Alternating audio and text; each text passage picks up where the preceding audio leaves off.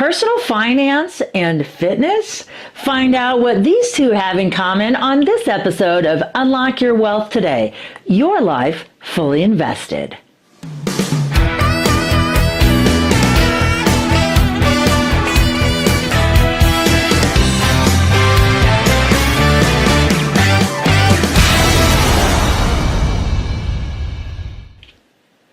Welcome to Unlock Your Wealth Today, Your Life Fully Invested. I'm your purveyor of prosperity and host, Heather Wagenhals, and I am making success simple on today's episode by blending personal finance and fitness. Yes, you think, what do they have to do with each other?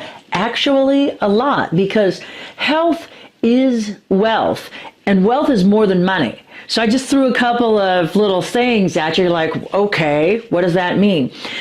Because this is a biology-based approach to money management and success, we take a physiology-first approach. And how can we make effective decisions if our brains aren't right? If we're not giving our brains and our bodies the tools they need, like nutrition and proper exercise, how on earth are we going to be able to make effective decisions when it comes to our money management? Never fear, I have encountered a new fitness trainer that is the deal. I've had several hurdles this past year with regards to my health and well-being. And in my journey out of the muck, I have encountered this gentleman who's going to be our guest, and I'm super excited about him because he's an incredible philosopher in addition to being an exercise physiology guy. And he's got some really neat ideas about training and fitness. And I'm looking forward to him sharing them on today's episode. So let's get started. Drew, welcome to Unlock Your Wealth Today. I'm thrilled to have you a part of the show. Well, thanks, Heather. I'm glad to be here. Looking forward to it. You know, one of the biggest mantras that I've always had, probably for, I don't know, since I was moving, I suppose, is that, you know, your health is your wealth. And without good health, you can't think clearly. You're not providing your body and your brain with the right supply of nutrition and oxygen. And you can't be effective at what you do every day. And so I'm really excited to have somebody that has such an incredible philosophy for training on the show. So when you first found bodybuilding, what were you doing before? Tell us about your journey through exercise. Oh, man. I started working out probably when I was about 11 years old. Started taking martial arts, doing taekwondo classes then. And they had us doing body weight exercises, push-ups, squats, things like that. And I went to classes 3 days a week, but I was obsessive about practicing. So I would do the best I could at home to go through the exact things they had us doing in class, including those body weight exercises. Eventually started training with weights. I got a cheap barbell set from the father of one of my sister's friends. Worked out with that in our basement and worked out with some friends of ours. None of us had any idea what we were doing. Then we started reading muscle magazines for advice and started doing things even less sensibly as a result. Those things are not good sources of information. Real quick tangent. The muscle magazines began as barbell catalogs with tips in them. And eventually the people selling them realized that once you sell somebody a barbell set, you've removed them from the market. And they started selling supplements and adding more and more tips and articles to these supplement catalogs, and these supplement catalogs eventually grew into the current bodybuilding magazines. They're all owned by companies selling supplements, and everything is geared towards getting you to buy those rather than informing you about exercise. They're just making stuff up on a monthly basis. A lot of the articles by the bodybuilders and fitness personalities in there are ghost written. It's awful. It's entertainment. I mean, it can be inspiring if you keep in mind that the people there are all pharmaceutically enhanced and genetically above average, but they're horrible places for information. And following these, we went from doing from not knowing what we were doing, but at least being somewhat sensible, to doing a ridiculous amount of exercise on almost a daily basis. Got into high school and got similar bad information from well-meaning coaches, and got okay results, probably just because of being a teenager at the time, which you can, if you train hard at all, you're going to be at least somewhat responsive, but not nearly worthwhile results for the amount of time invested. Eventually, when I was in college, I started reading Iron Man magazine, still following the same nonsense, but I came across Mike Mentzer's articles, and they were interesting to me because Dorian Yates, who was the Mr. Olympia at the time, was a client, was training with Mike Mentzer. And Mike was the first person who I read. Now, he's not the first person to say this.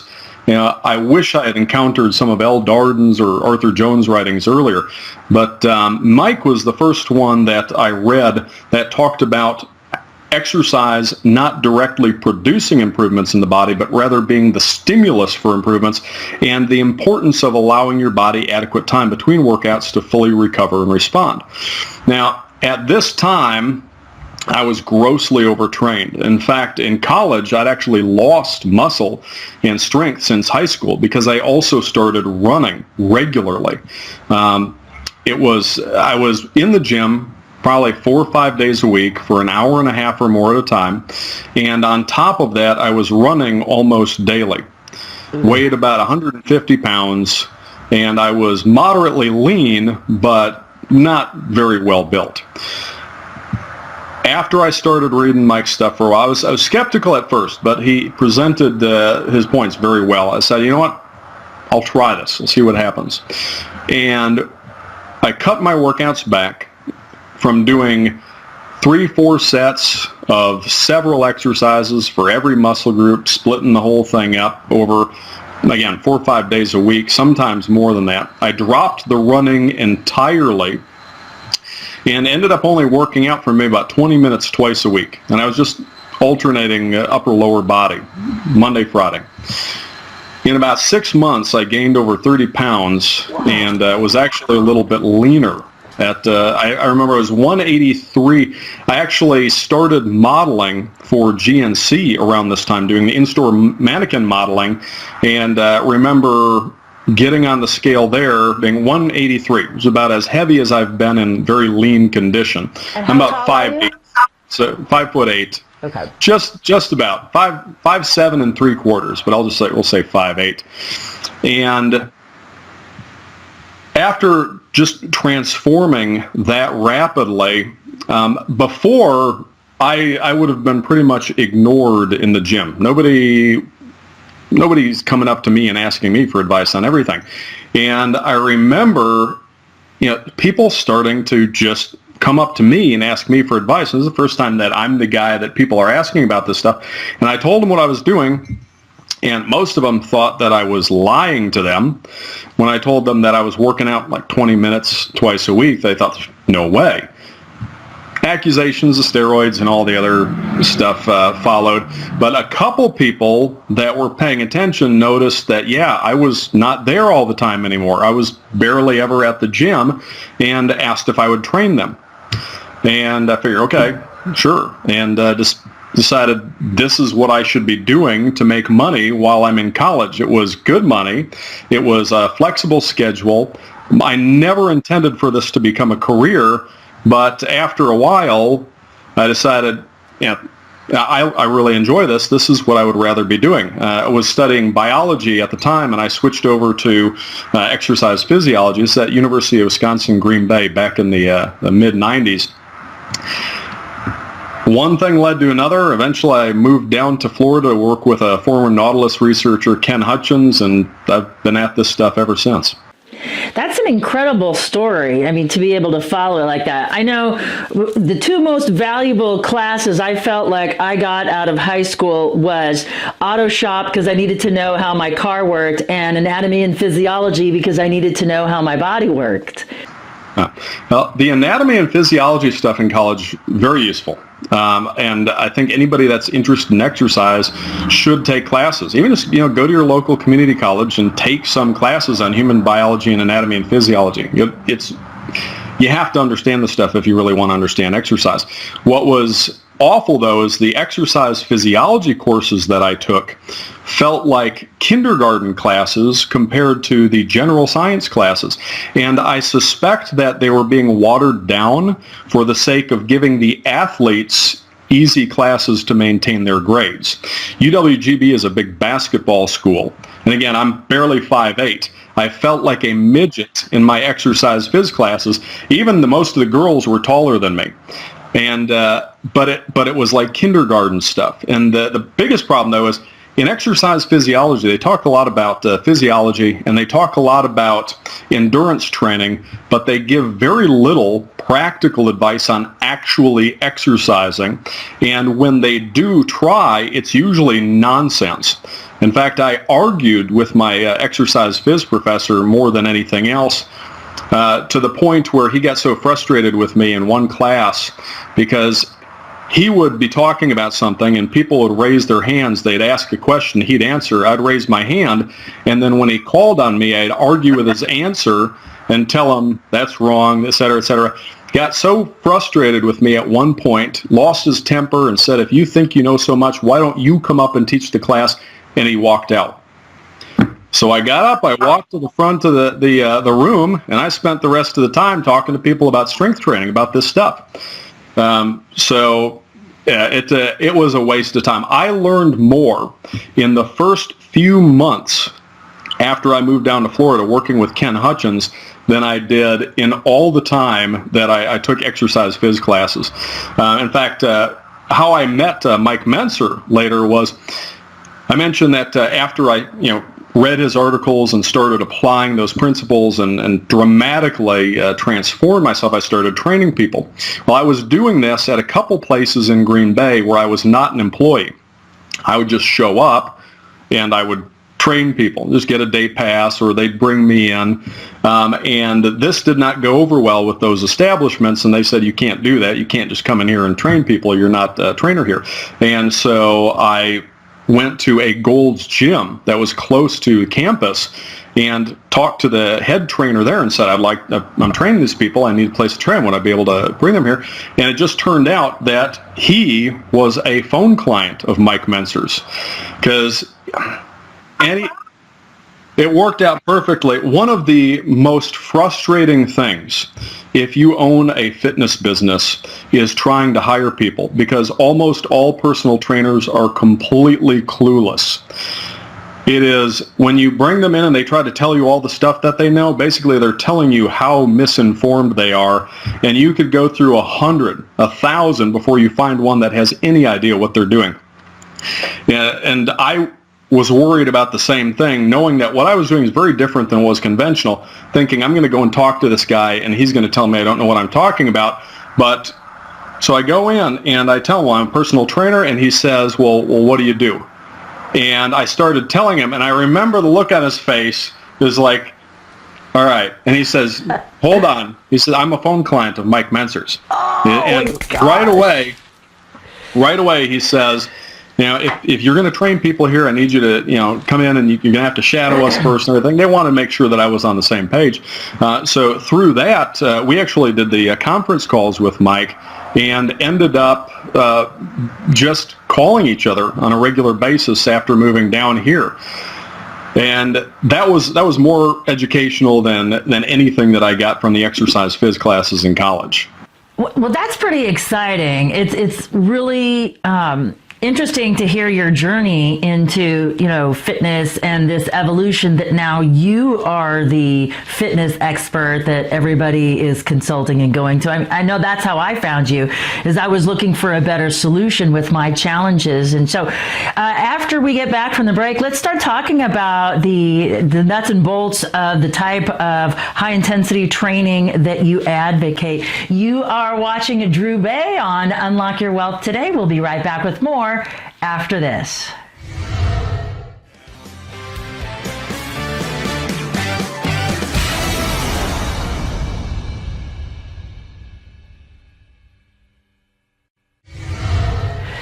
Welcome back to Unlock Your Wealth today, and let's get back to our interview with Drew Baye. I'm so excited about what this body of work means because Mike Menser really kind of popularized this style of training that we're going to start talking about. But in the last 20 years since his passing, you've really added to this body of work, and we just know so much more. I mean, science just evolves daily, and what we knew, 5 years ago is already changing from what we knew, say, 20 years ago. So let's talk about what is HIIT fitness or this high intensity training, because I love your motto in what is it? I help people build better bodies without wasting hours in the gym or wrecking themselves in the process. And I have been successfully wrecked between ballroom dancing and overtraining and improper training in the gym myself. So how do you deliver on that promise? Is that what the HIIT philosophy is? Well, first off, intensity of effort just refers to how hard you are working relative to how hard you are capable of working during an exercise. Now, a lot of people define intensity in the vague and meaningless ways, like a percentage of your 1 rep max that you're using or some degree of heart rate elevation. But what we're really concerned with in exercise is how hard you are working relative to your momentary ability. And the reason that's important is because exercise is a stress. You are trying to impose a stress on the body to stimulate it to produce an improvement in all of the general trainable factors of functional ability. And specifically what we are trying to stress is your muscles' ability to produce force, to move you, and to be able to stimulate the body to produce an improvement in that, we have to present it with a threat. If, for example, and this is an analogy that Mike and Arthur and a lot of others like to use, if you were to go outside in the middle of the day in August or June in Florida, no clouds in the skies, very intense sunlight, that is a threat to your skin's ability to do its job protecting your insides from the radiation. And if you threaten that, you're going to stimulate it to produce an adaptation to better protect against that in the future. In terms of movement, if you can't move, you cannot obtain food, you can't prevent yourself from becoming something else's food, you can't reproduce, and these are the 3 things that your genes are most concerned with you being able to do. Anything that threatens your ability to move is going to stimulate your body to improve that ability, starting with your muscles' ability to produce force, how strong they are, how big they are. Everything else just serves to support that.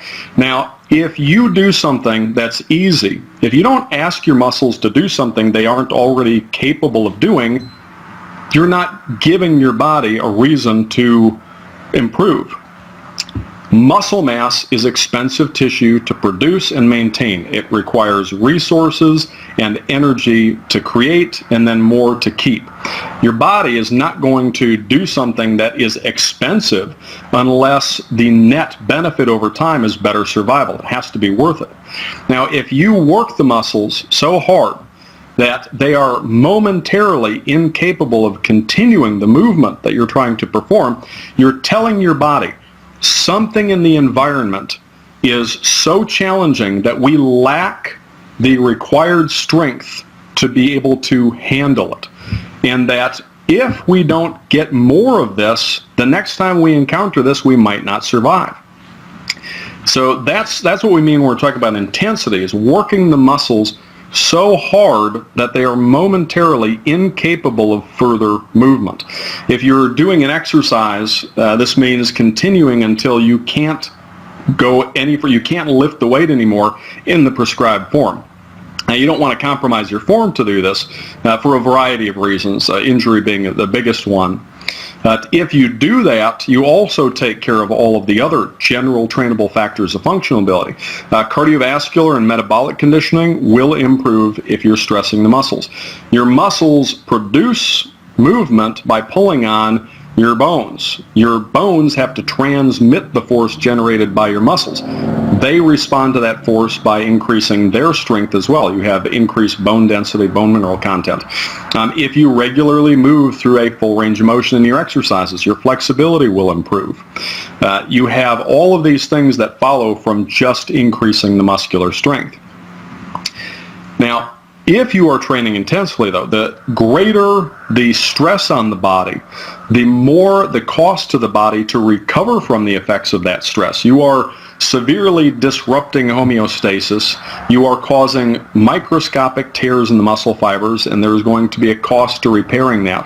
The harder you train, the greater the stress, the more important it is that you allow your body adequate time to be able to recover from that before you work out again. And this is where a lot of people screw up. Most people don't train as hard as they ought to, not even close to begin with. But if they're training even moderately hard, they're placing stress on their body that it has to be able to recover from, especially those tears in the muscle fibers, before they work out again. If they work out too soon and they haven't at least allowed a return to baseline, then they're digging a hole deeper and deeper and deeper without letting their body pile more on top, so to speak.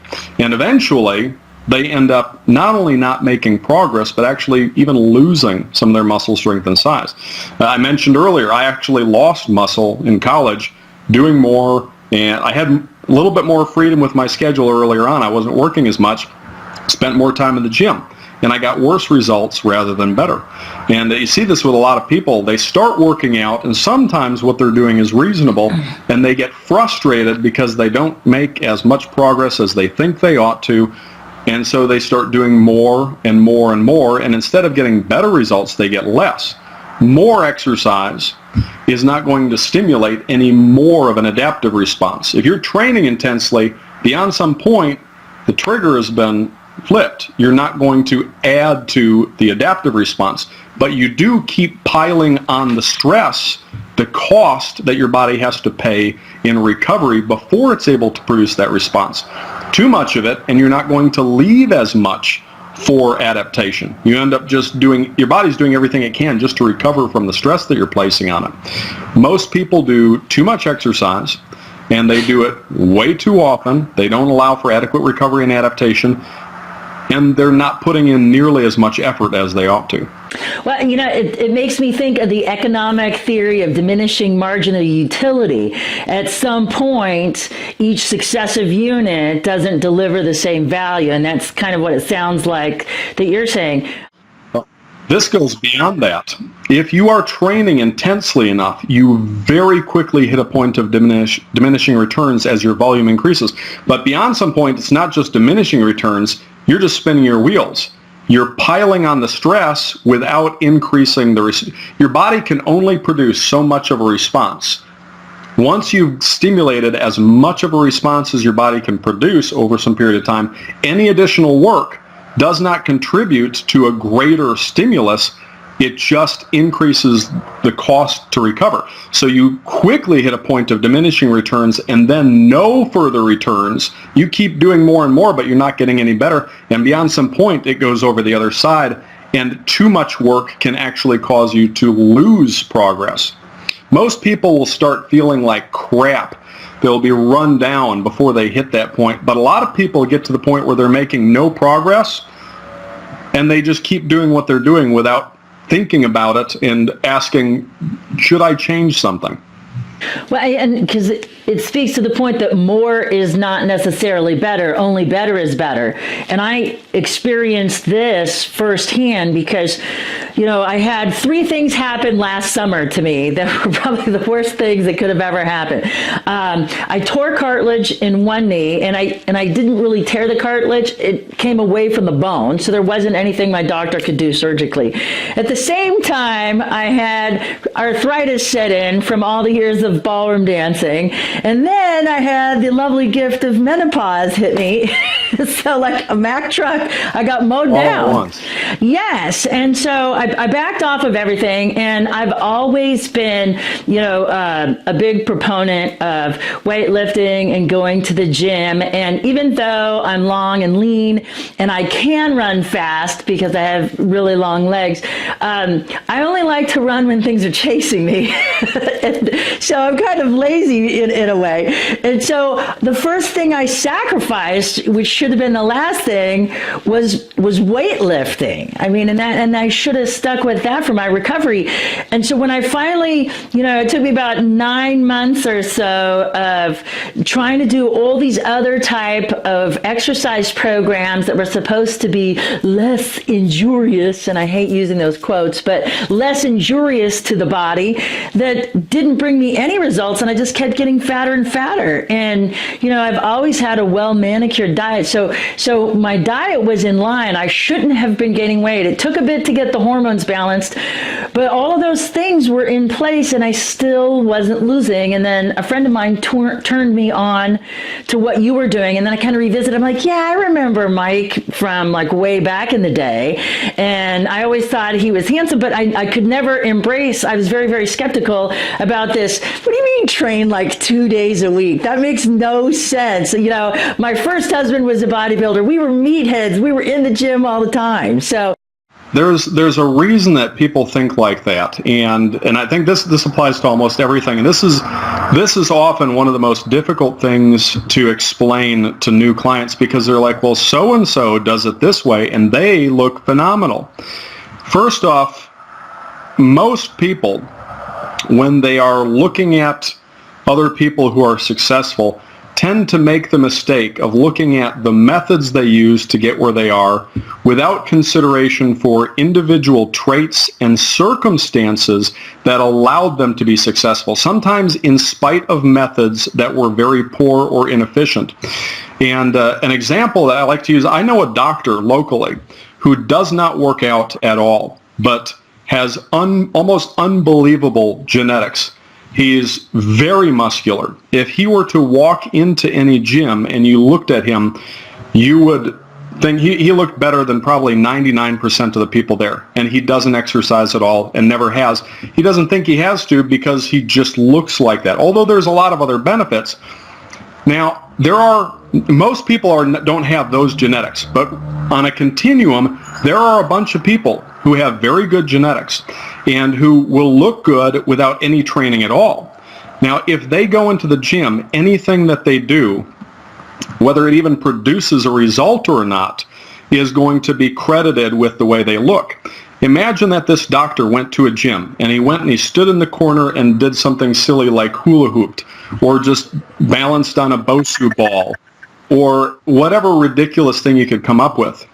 People would look at him and they'd see this phenomenal physique, not realizing he had no idea what he's doing. He's always looked that way. And they'd think, wow, well, this guy's in the corner with the hula hoop and he looks great. I'm going to start doing that too. Next week you come in, everybody's standing along the wall hula hooping instead of training properly. It's an extreme example, but this is exactly what people do. A lot of guys who are naturally very big, very muscular, because of that, will be attracted to strength training and bodybuilding. People tend to gravitate towards things that they are good at, that they excel at. And a lot of people who don't have their genetics but want to look like that will look at them and say, well, that's what they're doing. Maybe that's what I should do, not realizing that those people have traits that allow them to look that way regardless of poor training. And circumstances too. Sometimes, in fact, conservative estimates, most of the guys that you'll see in most gyms in the United States, probably about 10% or so are going to be taking some sort of growth drugs. And if you're looking at college athletics or higher, even high school sometimes, lots of it, a lot more than most people suspect. So that's also something to consider. Here's the thing though, regardless of what a particular person looks like, if they've made progress at all, it is because they're applying certain principles correctly. The principles are universal. It doesn't matter who you are. The principles apply exactly the same to every single person. But because there are differences in genetics, differences in how people's bodies respond, there are differences in people's circumstances, things like their sleep and work schedule and other activities that affect their body's ability to recover. And there's differences in diet, although that's within a person's control. The best application of exercise principles for any individual has to take all of these things into consideration. Now, if you look at somebody who has phenomenal genetics, who is capable of doing more exercise more often and still being able to recover and adapt without overtraining, the principles might be correct, but if you try to copy their application of the principles that's correct for their body and their circumstances, and your body and circumstances are different, then you are probably not going to get results that even begin to approach theirs. You might not even be capable of it, depending on your genetics. You might even overtrain. Another analogy I like to use is if you were to go into a clothing store and you see a poster with a model on it, and they're wearing a particular outfit, you don't go to the sales clerk and say, I want that exact outfit that that person has, same size and everything. Most people know that, obviously people vary in their sizes. It's a little bit easier for people to understand that because it's a visual thing. Some people are very tall, some are very short, most of us are in between, and if the model's really tall and you're really short, that you have to get a different size. But with exercise, most people don't see that some people can tolerate more, recover faster, and are more responsive, and others are not. You need a different sized program to fit you. It's a mistake to copy these people. But who do we copy? When you want to be successful at something, you look at the people that appear to have been the most successful. And in bodybuilding and athletics, a lot of it is genetics. And a lot of people don't like that. They don't like it when you point out the fact that their fantasy of someday looking like Arnold is ridiculous. But it's important to understand this because those people, again, those are not the people that you should be modeling your exact approach after. Instead, you should look for average people who have been able to make progress and be successful in spite of not having the same genetics, or in spite of maybe not having that pharmaceutical assistance. Look at people who applied the principles correctly. I think you hit on a key point, and that is that it's not about you becoming like them. It's about you achieving the best version of you possible. And I think that that's what some people forget or miss when they're kind of creating these strategies. And we've spoken a lot about, bodybuilding, because that's kind of what brought me into this, and that's, kind of your background as well. But the average person who is not a bodybuilder doesn't want to aspire to be a bodybuilder, but wants to achieve peak physical condition in the least amount of time possible. That's who this type of training is for, right? Yeah, and this is for everybody. There's literally no reason why sorry, my watch is beeping here. There is no reason why any person who can voluntarily contract their muscles can't or shouldn't exercise. If you can contract your muscles at all, even if you are extremely feeble and bedridden, if you can contract, you can exercise. The application of the principles, how you go about it, might be very different than somebody else, but you can and should do it. Again, our health is largely dependent on the condition of our muscles. Your muscles do so many things that most people don't appreciate. They're involved in regulation of blood sugar levels and maintenance of body temperature, in circulation. A lot of people don't appreciate how much their muscles contribute to circulation of blood, the venous return. Your muscle, basically, when people start to lose muscle mass, they start to also lose bone mass.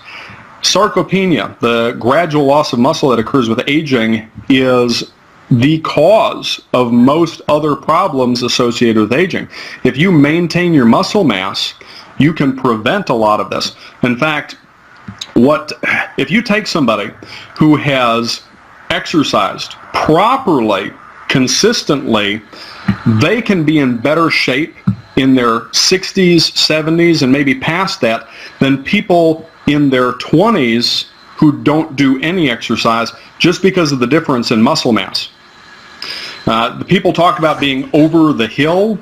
If we think about the hill as being a line graph that shows your the best term is probably physiological headroom. Your functional ability, your ability to do things, is best thought of as how much can you do physically? What is the most you can do versus the least you can do?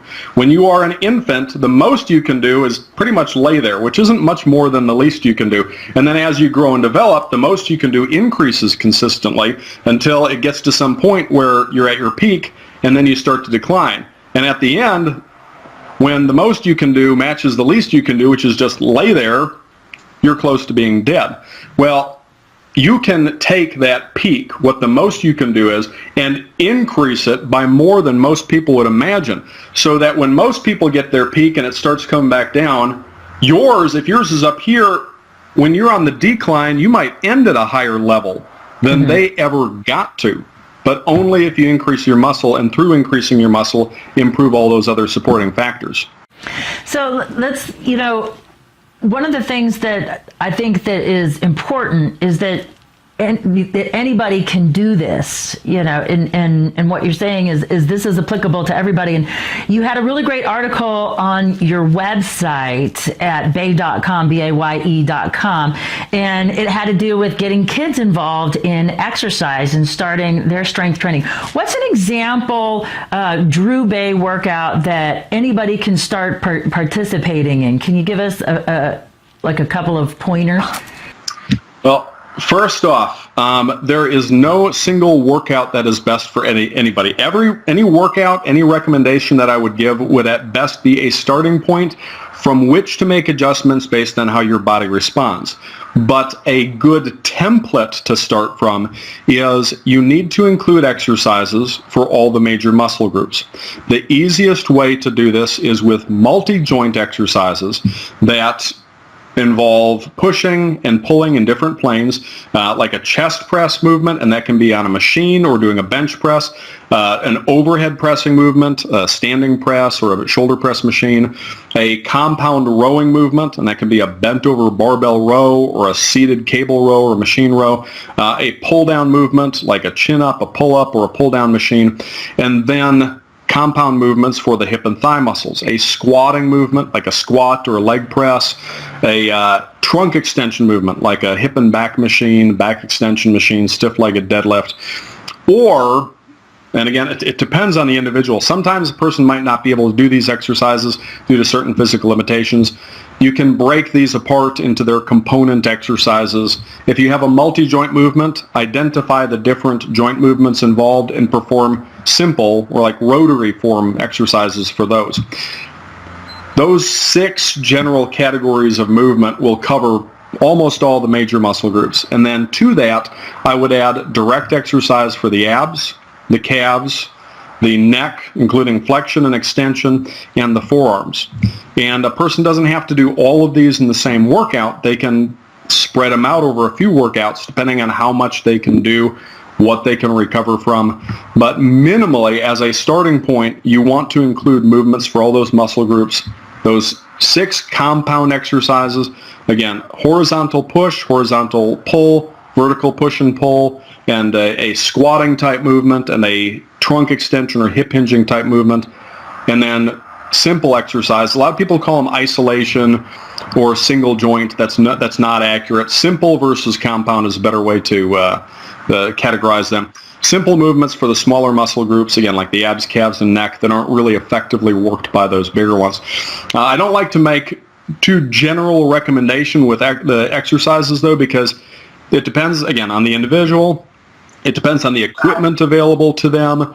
Some people might find that they can do like a dozen exercises very hard in a workout and they easily recover to and adapt from that. For some people, you still have to do exercises for all the muscle groups, but you might have to divide them up over multiple workouts so they're not doing all of it at once. But as a starting point, minimally, your workouts need to include exercises for all those muscle groups. That is the most efficient way in terms of the most muscle for the fewest exercises that you can do that. Now, you've written several books on the topic of exercise, and for folks that maybe don't have access to weights, or they travel too much, or they just simply don't want to be in a sweaty, smelly gym, you have other types of resistance training programs, don't you? Yeah, I wrote a book called Project Kratos, which is on the application of high-intensity training principles to body weight exercise. And part of the reason for writing that was because I had clients who traveled frequently, and I wanted to give them something that they would be able to do while they were traveling without worrying about the limitations of a hotel gym. Or I had some clients who had manufacturing in China, and they would be in places for a while where they didn't have access to any equipment. Most of the existing body weight training programs were awful. So I had to come up with something myself, better application of these principles, so that they could do this stuff without worrying about, do I have weights, do I have a gym? I also wrote a book on isometric training that explains how you can do an exercise or how you can do a workout using nothing but a strap, exercising all the different muscle groups isometrically. So it kind of frees you from the gym, gives you some options if you're traveling or if you just don't like to work out in a gym. Yeah, well, that's great.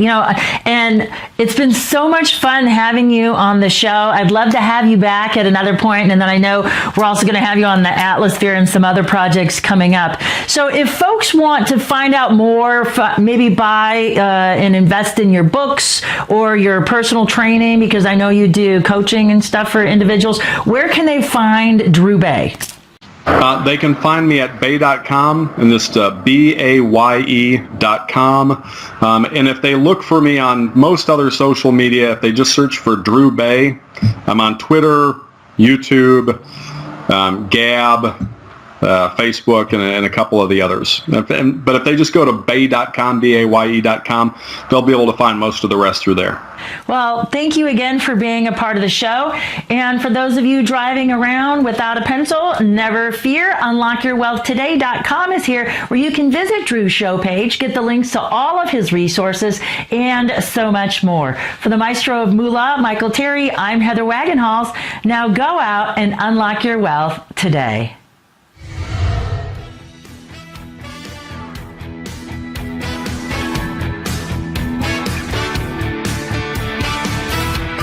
UnlockYourWealthToday.com is produced by Heather Wagenhals and the Unlock Your Wealth Foundation. UnlockYourWealthToday.com and its affiliates are copyrighted 2018 with all rights reserved. For more information on the Keys to Riches Financial Wellness Series, please visit our website at www.unlockyourwealthtoday.com.